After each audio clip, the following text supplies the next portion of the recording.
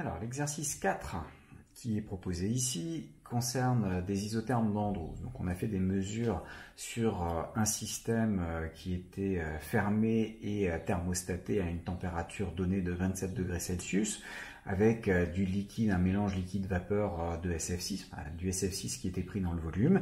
Et à mesure qu'on diminuait le volume disponible pour le SF6, bien on mesurait la pression et on voit cette évolution. Vous savez que ici vous avez le mélange liquide-vapeur, là vous avez la vapeur et puis là vous avez du liquide pur puisque toute la place a été prise par le liquide, il n'y a plus suffisamment de volume pour la vapeur.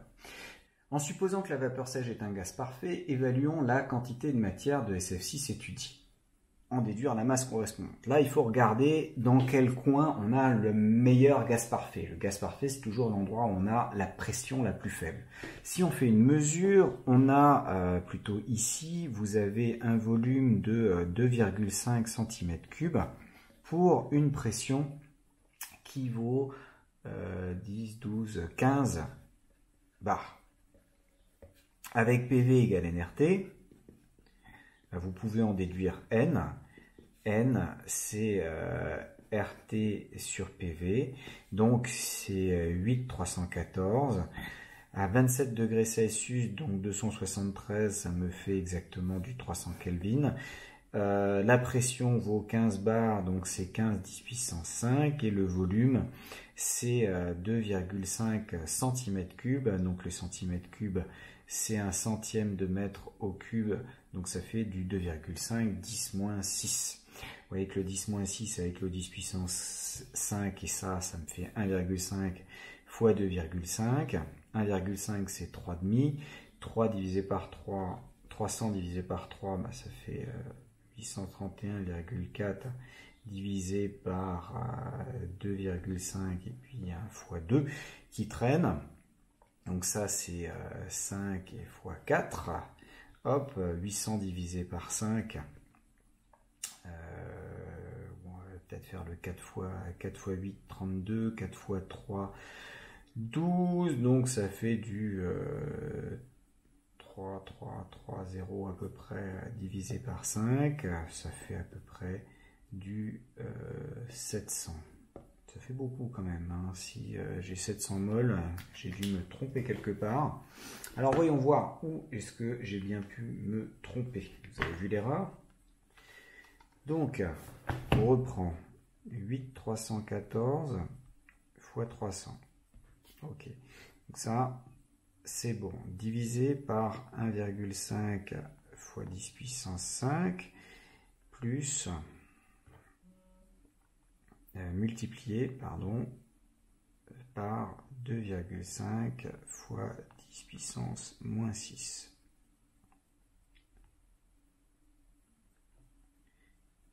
Hop. On va y arriver. Voilà. Ça me fait ici quand même de l'ordre de 7000 quelque chose, 6651 mol. J'ai donc fait une grossière erreur parce que c'est pas possible d'avoir une telle quantité de matière. Alors tout le monde a bien vu que ce que j'ai pris n'était pas homogène, je me suis trompé ici. C'est pas N que j'ai calculé, c'est 1 sur N. Et donc le N en question, j'avais du 7000, N en question c'est l'inverse de ça, donc c'est 1 divisé par tout ça. Et ça me fait du 1,5 10-4 mol, donc du 0,15 millimol qui me paraît déjà beaucoup plus plausible. Alors pour avoir la masse, il suffit de multiplier N par la masse molaire. Je vous laisse chercher la masse molaire du soufre une fois et la masse molaire du fluor à compter 6 fois pour avoir la masse molaire du SF6, ce qui vous permet d'obtenir la masse de votre système, et ça doit être de l'ordre de quelques grammes vraisemblablement dans votre système. Alors à partir du graphique, est-ce qu'on peut déterminer le volume massique de la vapeur qui est juste saturante? Le volume massique de la vapeur juste saturante, c'est quand on arrive à cet endroit-là. Et sur le graphique, ça va être quelque part entre 1,3, donc à cette température-là. Le volume massique, c'est le volume divisé par la masse. Alors la masse, elle est déterminée ici. Donc c'est du 1,3 cm3 divisé par la masse obtenue de SF6. Et cette masse obtenue de SF6, si on fait les calculs, on obtient normalement du 0,21 g. Donc en divisant par 0,21 grammes, alors on a les valeurs en centimètres cubes par gramme, il suffit de les reconvertir en mètres cubes par kilo, on obtient du 6,2 10-3 mètres cubes par kilo.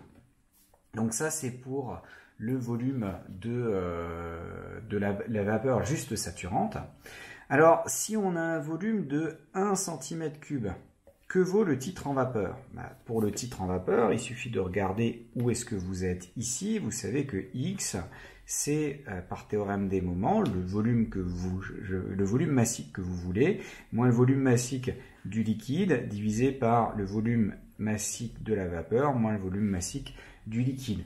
Si je multiplie par la masse en haut et en bas, j'ai rien fait, et je peux me retrouver avec les volumes directement occupés par le gaz ou par le liquide. Là, j'ai le volume occupé par le gaz, le fameux 1,3 que j'ai à disposition ici. De l'autre côté, j'ai le volume occupé par le liquide. Donc là, j'ai 1,3, là, j'ai 0,3. Là, j'ai 0,3, là, j'ai 1. Tout ça en centimètres cubes. Ça me fait du 0,7 sur 1, donc du 0,7, c'est-à-dire du 70%. C'est-à-dire à 1 cm3, il y a 70% de vapeur et 30% de liquide.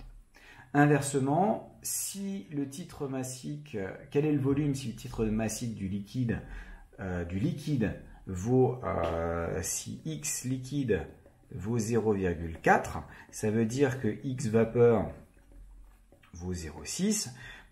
On peut faire avec X liquide aussi, puisque le volume, alors on veut le volume, donc c'est X liquide fois le volume du liquide à cette température-là, si tout était sous forme liquide, plus 1 moins X liquide, fois le volume de la vapeur, si tout était sous forme de vapeur, donc c'est 0,4 fois 0,3 en centimètres cubes, plus 1 moins 0,4, c'est-à-dire 0,6 fois 1,3. Et quand on fait le calcul correspondant, on se retrouve avec du 0,7 cm3. Alors peut-être pas, parce que... Donc si on fait le calcul correspondant, donc 0,4 fois 0,3 plus 0,6 fois 1,3, on se retrouve avec du 0,9 cm3. Parce que là, on vous a demandé le X en liquide et pas le X en vapeur. Donc bien faire attention à ce que vous donne effectivement l'énoncé.